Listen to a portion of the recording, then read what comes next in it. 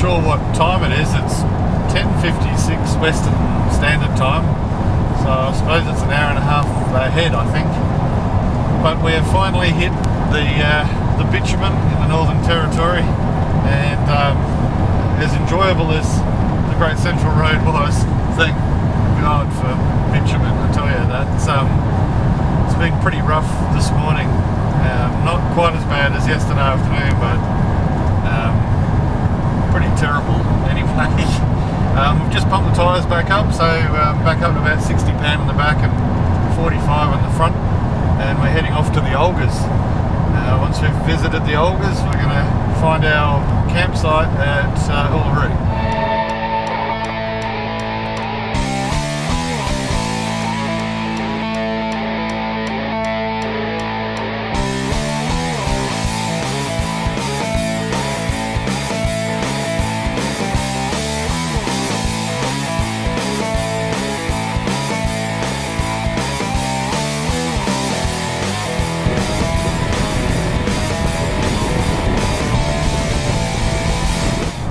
About 20 k's out from Uluru, which is where we're going to set up camp for 2 nights.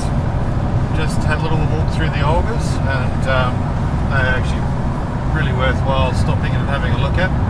Done 2,287 kilometres since we left Busselton, and still got a long way to go before we get all the way around the top and back again. Haven't done a real good check over of the car yet, but just a quick inspection while doing the tyres and everything still seems to be there, so I think hopefully anything that was going to rattle off has already rattled off and been left behind. Anyway, we're going to set up camp and have a nice hot shower and have a bit of a relax in the afternoon and enjoy some of the phone coverage, which we haven't had much of over the last few days. Well, this is pretty crazy. We're sitting here waiting to check in. I reckon Beck's been gone about 15-20 minutes so far. They actually have different high-vis wearing parking fellas around here telling you where to park to check in. This is the car park for checking into the Uluru campground. It was actually busier when we got here. It's about 3 o'clock Northern Territory time, and it is still busy as hell. Never experienced anything quite like this before.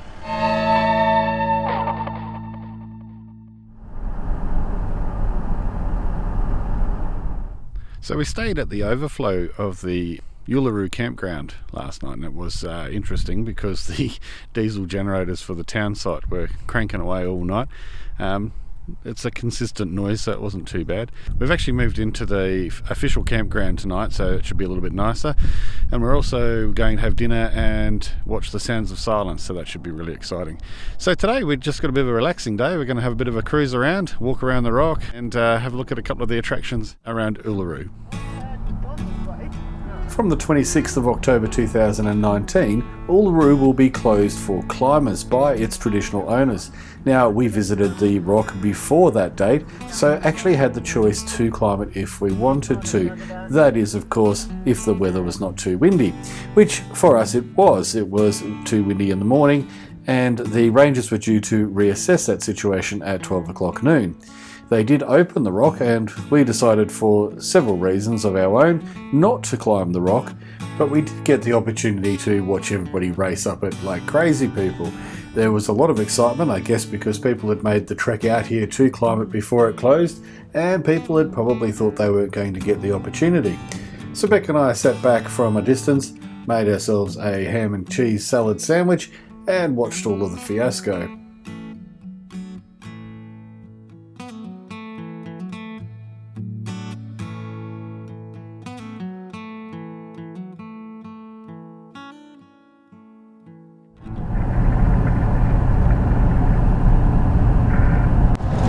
So we've left Yulara, we're heading out to Kings Canyon. We did the Sounds of Silence dinner with the Field of Lights last night. That was actually quite spectacular and amazing. We're just passing Mount Connor at the moment on our way out to Kings Canyon, and we're going to be doing a couple of walks tonight, and then we have another flash dinner. We're living like kings at the moment, So that's going to be pretty exciting as well.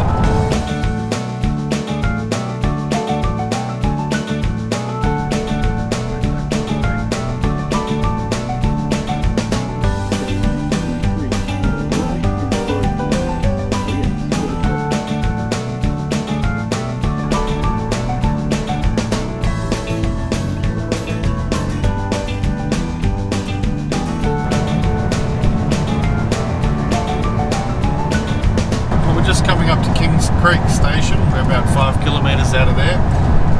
We're going to come back here tomorrow night. We've got a night at Kings Creek and we're going to be doing some quad bike riding and a helicopter tour. But tonight we've got a dinner out at Kings Canyon Resort. So we're going to be staying one night there and then coming back here for the second night. You can see the rangers starting to appear beside us at the moment, and the view's quite spectacular, to be honest.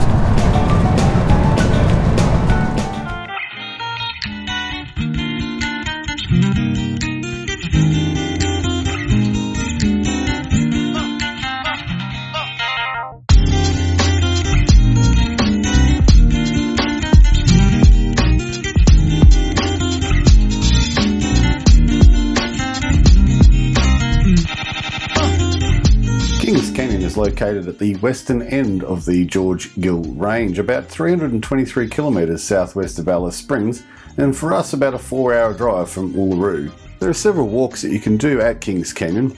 The one that most people want to do is the 6 kilometre loop up and around the Kings Canyon rim.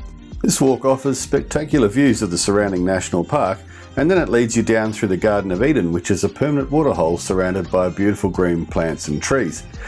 Because we had limited time on this trip and a helicopter flight booked to go over Kings Canyon the next day, we decided to do a shorter walk of around 2 kilometres through the bottom of the canyon.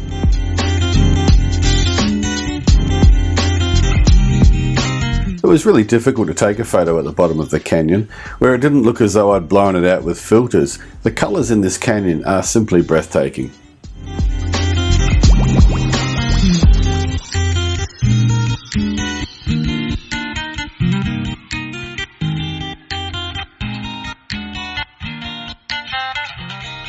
Well, we've just finished our walk through Kings Canyon and that was really nice. It's quite hot out there today.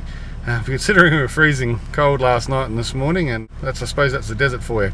We're just here at the Kings Canyon reception, just checking in. So we're going to go find our campsite. Hopefully it's a nice one. We've had some mixed reviews on Wikicamps about this, so we'll find out in a minute, I guess. So this just happened. We just pulled up to Kings Canyon campsite and blowing a pinhole hole in the brake line driver's side front. You can see where the stainless hose was rubbing on it, obviously on the corrugations. I've cable tied it out of the way for now. So I'm going to try and use some of this Sally's, what is it, steel polymer repair stuff. Managed to get some brake fluid at the fuel station there, but there's no mechanic here. There's no mechanic for 400 k's, so I've just got it clamped off at the moment with a pair of vice grips. So we'll see what we can do, clean it up and see if this stuff will hold enough for us to at least get to Alice. Well, I've put the repair stuff onto the brake line. We'll see if it holds up. I'm going to also put some Sikaflex around it once that sets, and then wrap that with gaffer tape, I think, just to be on the safe side. I might even put some Araldite around it as well. It's only a small pinhole, but it's going to be under a lot of pressure. Fingers crossed. We went to the information centre to try and find a mechanic in Alice Springs to book it in for when we get in there in a couple of days' time, just in case I need to get any parts in. And we came across a pub, so seeing as we're waiting for the epoxy to set, we figured we'd have a quiet drink. Going to go back and see how that's holding and setting. I'm going to put some different glue around that and then some Sikaflex around that. We might just bleed that driver's side and take it for a run around the block and see if it holds and if the brakes work. We've got dinner at 6 o'clock and I'm quite grubby from lying in brake fluid in the dust, but oh well. We'll see what happens. Hopefully it'll be all good. Well, it ain't pretty, but it's got a whole bunch of that Selleys needed on there, and that seems to have gone rock hard. And now I've covered it all with Sikaflex as well, so if the need it starts to go, then the Sikaflex will be a second barrier. I just took it for a spin around the block, even though the Sikaflex hasn't set yet, and brake pressure's all really good actually. I was going to bleed this brake here, but I couldn't get the nipple loose, and it started rounding with my 10mm ringy, so I thought, nah, bugger that, I'll let the bloke do it in Alice Springs. So anyway, we're going to go shower up and go to the pub, I think, and then we'll drive down to Kings Creek Station tomorrow, which is only about half an hour down the road, and hopefully that all goes well. And then we've got a 400k drive to Alice. We were going to take the gravel, but I think we might just stick to the highway for this trip and leave plenty of stopping distance as well. Well, now I've had a chance to calm down after being in a little bit of a panic state there about how I'm going to get my car out of Kings Canyon, but we're just so damn lucky. Now, you know, you have a little bit of a think about it, and we've been cruising at 110 k's all day long, and I backed up on the levelling blocks, put my foot on the brake, and we just heard a bang, a pop, and it was the brake line just letting go. It's where it had been rubbing and rubbing through the wall, and it got so thin that as I stamped on the brake, it just punched the sidewall of the wall out. We could have just been, it's anywhere. We could have been anywhere doing anything, and it would have been worse than that. That's the best case scenario. Other than the location where we are, I'm speechless. Let's hope that it holds, and let's hope we get to do our quad biking and helicopter ride tomorrow at Kings Creek, and let's hope we get to Alice.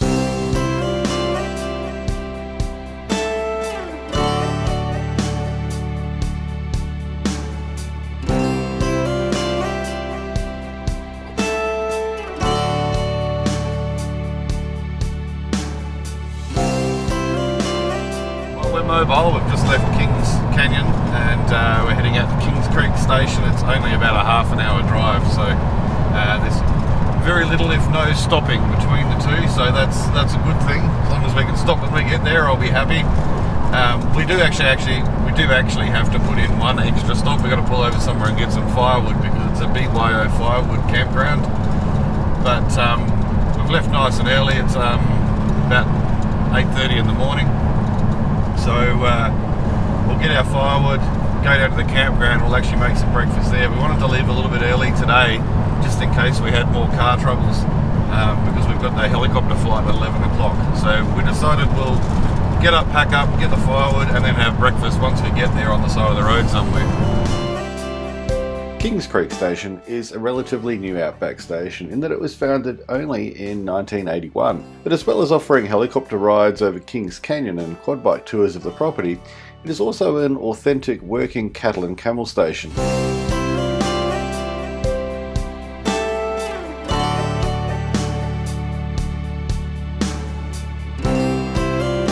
Dingoes are both a common sight and sound around the station, with dingoes raiding the rubbish bins in broad daylight, and they also howl around your camper at night. Apart from the spookiness of all of that, it's actually a pretty awesome experience.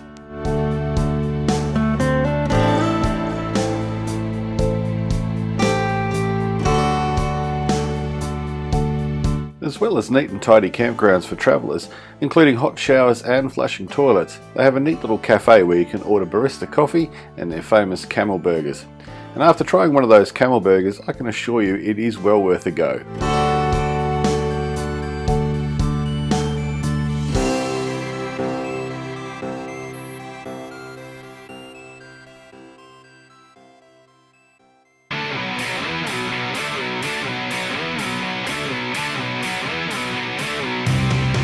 The quad bike tours are not cheap, and you could easily be mistaken to think it's not worth the money, or you might even just be scared because you've never been on a quad before. If you make the effort to go to Kings Creek Station, you really have to do this. The bikes are automatic and they're very easy to ride. We had a group of retirees with us that had an absolute blast. The Aboriginal history, the scenery and the fun of the tracks really make this a highlight of our 5-week trip.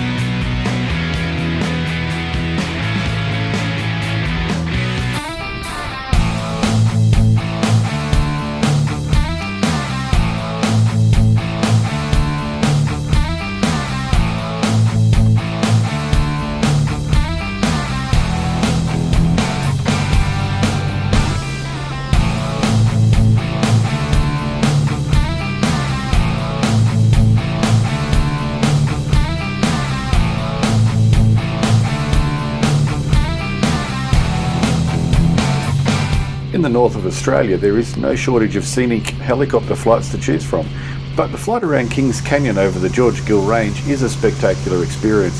If you ever thought the desert was flat, you really need to get up and see it from the air. There are several flights that you can choose from, differing in both cost and time, but none of them are particularly cheap. We didn't regret spending the money on this though. Even if you do the canyon rim walk, you cannot appreciate the sheer beauty of this unique landscape without being in the air.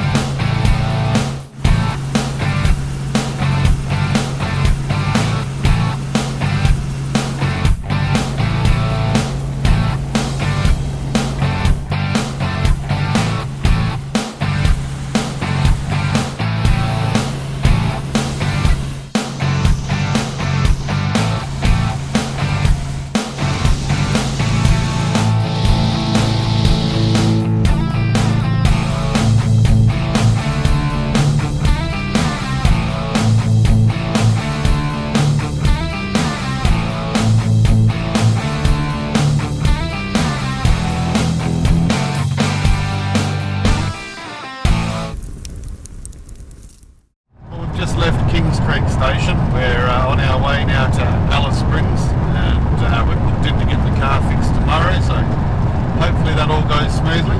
Kings Creek Station was one of the highlights of the trip so far, and we learned more about Aboriginal history and culture from the German guy doing the tour there than we did walking around the entirety of Uluru. So definitely worthwhile stop if you were out this way. But don't expect 5-star facilities. There are flushing toilets and showers, but they're not flash. But it's a working station in the middle of the desert, so that's what you kind of expect. Walking around the back blocks of Alice Springs. What an exciting place to be. We've got ourselves a full tank of water, 2 full tanks of diesel,